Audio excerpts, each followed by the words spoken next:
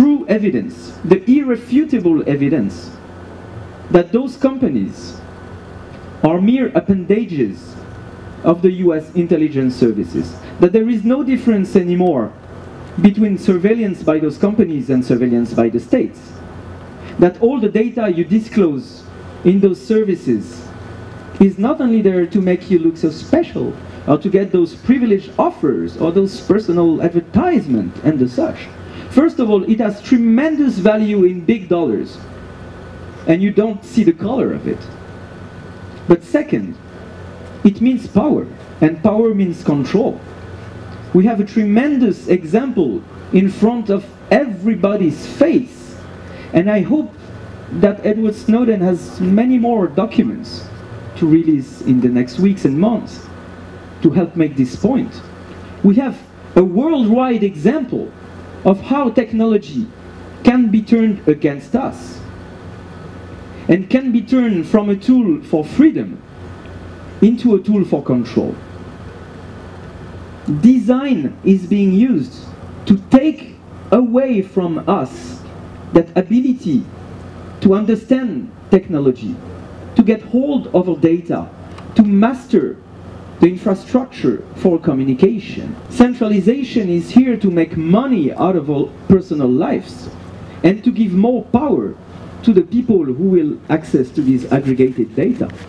So decentralization is one design pattern for technology that controls us. If you look at those shiny devices that some still call phones, smartphones, well, they're not even smart and they're not even phones. First of all, they're not phones because they're computers. And computers are not phones. They are phones that have features that allow them to make phone calls. And it's called the baseband chip. And it's now inside the very chip of the computer. It's a computer within the computer. Second of all, it's not smart.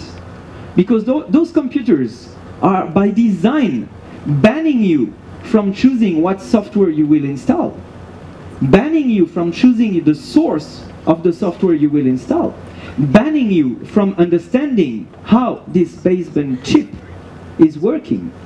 The very same chip that is at the core of every device we have in our pockets, that can access any functionality of the computer, any functionality. It means the microphone, it means the Wi-Fi, it means the storage, the contacts and the such.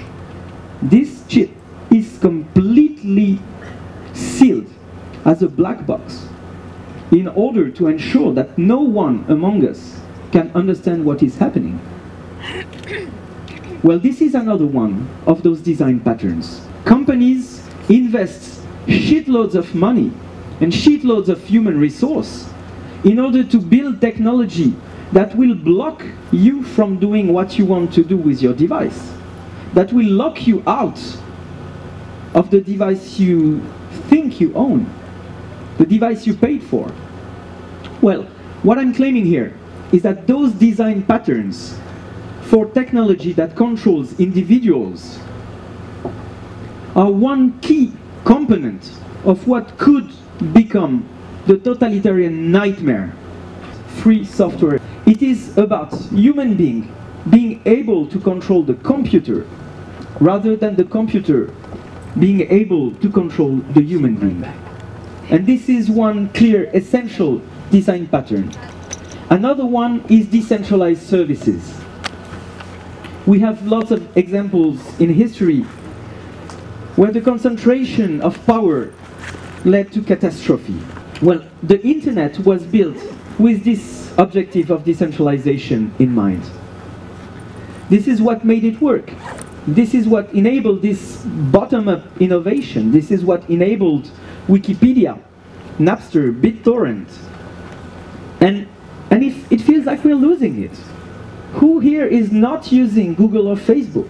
We should think about it, and we should think whether sharing photos and whatever you're eating for breakfast and making friends is more important than building the infrastructure for more free society. Well, you may think, I'm not a programmer.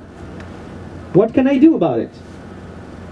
Well, first of all, if you're a programmer, you should be ashamed for not producing code that is libre, decentralized, and end-to-end encryption, because you may be putting people at risk. But if you're not a programmer, of course you can play a part. Of course you can help. First of all, you can use those technologies. It's no big deal. It's a few days of getting used to it. Ask your local geek. Go to your local hackerspace. Document yourself. Go to forums, IRC channels. I mean, if my mom can use Debian, it means anyone can use it. I know that the habit is something very difficult to change. It's usually the most difficult thing to change in any computer environment. But maybe our free societies are at stake. We need industrial policies that will promote these design patterns in technology. We need public money to output public software, which is libre software, that can be used for public infrastructure, which is decentralized, which can be used to protect the communications of the public, which means end-to-end encryption. And yes, this is political, but political to the noble sense, to the Greek sense of the term, which means citizens who care about the life of their surrounding. We have major recent examples with SOPA, PIPA, and ACTA, where we won big times against the strongest industries of this world, against governments among the most resourceful of this planet, because we are all together, because we are the internets, because we are decentralized, because we are smart, because we have imagination, and because we are having fun. And this is all we have to do, all together, because, once again, it is our responsibility and it is our duty at all costs to get back control of technology before technology fully controls us.